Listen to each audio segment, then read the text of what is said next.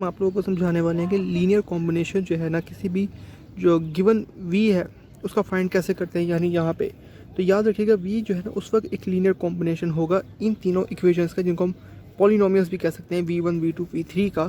कि अगर अगर जो है ना हम लोग स्केलर्स जो है, जैसे स्केलर्स या कॉन्स्टेंट्स आप कह सकते हैं इनको, c1 c2 c3, इनको जो है ना अगर हम इस इक्वेशन के थ्रू लिखें इस तरह और वैल्यू हमारे पास आखिर में v आ जाए, तो हम लोग कह सकते हैं कि v जो है ना एक लीनियर कॉम्बिनेशन है। यहाँ पे जो v की वैल्यू है, मैं लिखना भूल गया था, v की वैल्यू है यहाँ पे x² प्लस x प्लस 2, ठीक है ना। तो यानी कि अगर जो है हम लोग v1 जो यानी ये इक्वेशन है, इसको अगर हम लोग c1 से मल्टीप्लाई करें, यहाँ पे जो बनता है 5x² प्लस 2, ये चीज़ हम लोग c2 के साथ करें तो 3x प्लस 5 और इसी तरह plus c3 x² plus x plus 2। अगर ये जो है ना मल्टीप्लाई करके हमारे पास इसकी इक्वल आ जाए तो फिर हम लोग कह सकते हैं कि ये एक लीनियर कॉम्बिनेशन है। अब अच्छा सवाल आता है इसको प्रूफ कैसे करते हैं, वो हम दिखाते हैं आपको। इस सब को सॉल्व करने के लिए हमें c1 c2 c3 इनकी वैल्यूज़ को निकालना है। अब इनकी वैल्यूज़ को निकालना बहुत सिंपल है। हम लोग सबसे पहले कोफिशिएंट्स को कंपेयर करेंगे। मिसाल के तौर पे हमें पता है x² जो है एक बार आ रहा है यहाँ पे, तो 1, या हम लोग इस वक्त कंपेयर कर रहे हैं तो c1 के साथ है तो बनेगा हमारे यहाँ पे 5c1। कि मैं इस तरह करूँ कि c1 को इसके साथ मल्टीप्लाई तो हमारे पास आ जाता है 5x² c1, तो यहाँ पे भी इसकी पावर स्क्वायर थी, यहाँ पे भी स्क्वायर है, तो इस तरह इक्वल। यही चीज़ अब आप c2 के साथ है, c2 के साथ कोई स्क्वायर वाला नहीं था, इसलिए मैं इसको लिख सकता हूँ प्लस 0 c2। उसके बाद जो है हमारे पास 3 इसके साथ भी था, तो मैं लिख सकता हूँ c3, क्योंकि 1 c3 की इक्वल है। यही चीज़ अगली वाले के साथ करूँगा एक्सप्लेन, वो भी सिर्फ 1 टाइम्स आ रही है, यानी 1x है, यानी जिसकी पावर 1 होनी चाहिए। तो c जो है 1 जो है यहाँ पे 0 के x की पावर कोई नहीं, लेकिन 3c2 आ सकते हैं यहाँ पे। इसके अलावा c3 भी जो है ना एक बार आ सकता है, यस c3 भी जो है ना एक बार आ सकता है, यस। c जो है ना आपके पास, जो कि यहाँ पे 2 था तो मल्टीप्लाई करके 2c3 है। इस तरह जो कांस्टेंट है जिसके यानी कोई पावर ही नहीं, कोई x ही नहीं है, तो वो 2 है। तो कांस्टेंट के लिहाज से मैं कह सकता हूँ कि 2c1 आ जाता है हमारे पास। इसके अलावा हमारे पास आ जाता है 5c2 और जो है हमारे पास आ जाता है 2c3। तो यहाँ पे जो है ना हमारे पास अगेन फिर गलती मैंने इक्वेशन में कर दी थी कि वहाँ पे जो है ना 2 नहीं होना था यहाँ पे, तो अभी क्वेश्चन काट देते तो इस लिहाज से जो है ना c3 हमारे पास 0 आ जाता है प्लस 0c3। अब हम लोगों के पास जो है ना, अब हम लोगों ने इसका जो है ना एक पूरा एक मैट्रिक्स बना सकते हैं हम लोग यहाँ पे, ठीक है। इसको मैं शो करता हूँ किस तरह हम वो मैट्रिक्स बनाएंगे। अब हम लोग यहाँ पे वैल्यूज़ लिख लेते हैं मैट्रिक्स की। जो आंसर्स आए हैं जिसके इक्वल है उनको हम इधर डिवाइड कर लेते हैं। इधर इक्वल जो थे 1 1 2 जो आप देख सकते हैं वैल्यूज़ वहाँ पे भी थी।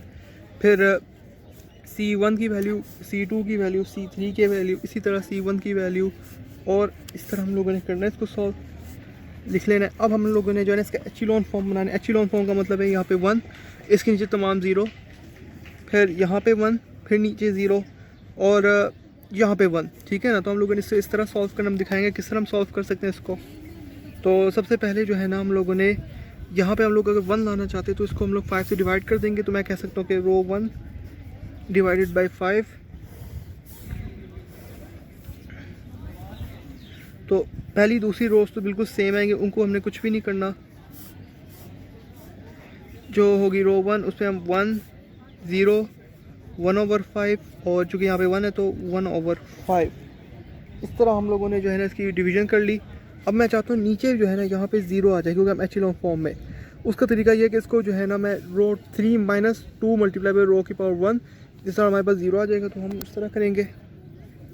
तो रो 3 माइनस 2 की पावर 2 मल्टीप्लाई बाई रो 1। अब पहली रो वैसी आ जाएगी, ओके। बाकी रोज भी हम लोग वैसे सिमिलर लिख लेते हैं।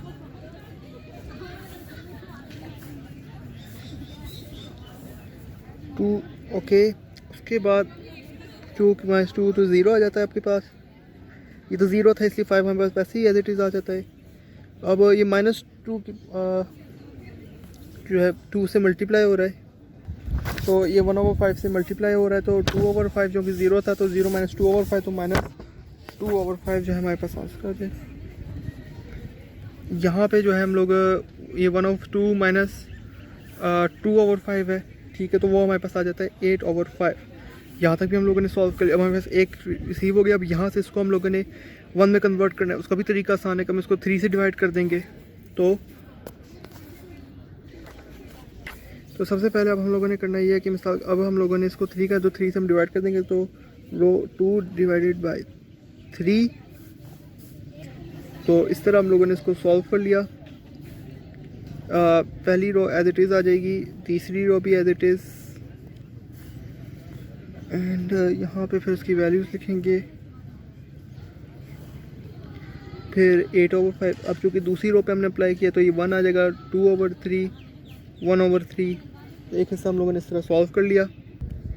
ओके, अब नेक्स्ट स्टेप में हमने करना ये है कि इसको जो है हम लोग 5 से इसको हम लोग चाहते हैं 0 आ जाए, तो उसका 0 लाने का तरीका यही है कि रो 3 - 5 मल्टीप्लाई बाई रो की पावर 2। तो हम इस तरह कर लेते हैं। यहाँ तक जो है ना, अब उम्मीद करता हूँ कि अब हम लोग फाइनल सोल्यूशन की तरफ मूव करेंगे कि इसी तरह आप लोगों ने इस प्रोसेस को दोहराते रहना है, ठीक है।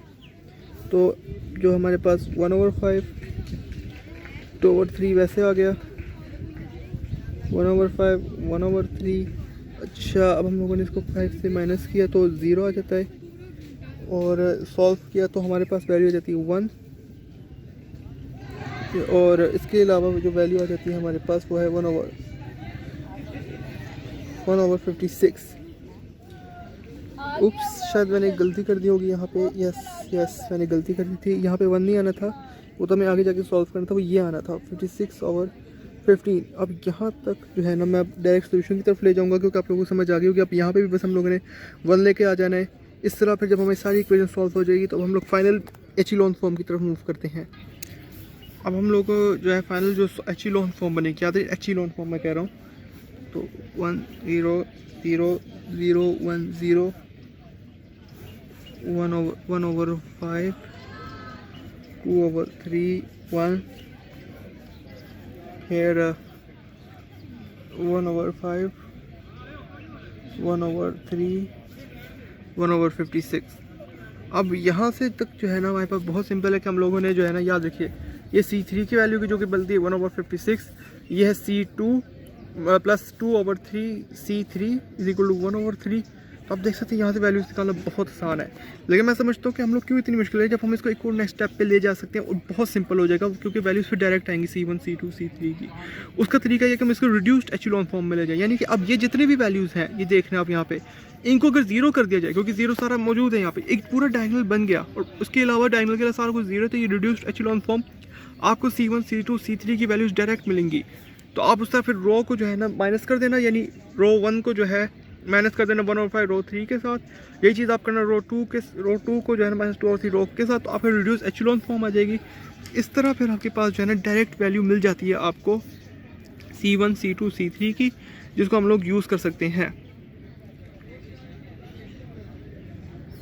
ओके, सॉरी यहाँ पे 0 आना था, 0 1, और फिर जो आंसर आता है वो है 1 1/3 1/56। यहाँ पे हमारी वैल्यूज आ गई, तो इस तरह हम लोग कह सकते हैं कि इसमें C1 की वैल्यू है, C1 की वैल्यू जो है वो है 1, C2 की जो वैल्यू है वो है हमारे पास 1/3, और C3 की जो वैल्यू है वो हमारे पास है 1/56। तो अब आंसर बहुत सिंपल आ चुका है यहाँ पे। इसी आंसर को जो है जैसे आप इक्वेशन के अंदर पुट करेंगे, जो मैंने आपको शो की थी यहाँ पे, तो आपके पास पहले से वो वेरिएबल एक्शंस हैं, यानी वेरिएबल्स हैं V1 V2 के, वो आपको एग्जैक्ट मिल जाएंगे V के साथ। अगर वो मिल गए तो मैं कह सकता हूँ कि ये लीनियराइजेशन प्रोसेस कॉम्बिनेशन है V, यानी V1 V2 E3 का। तो यही तक था हमारा सोल्यूशन।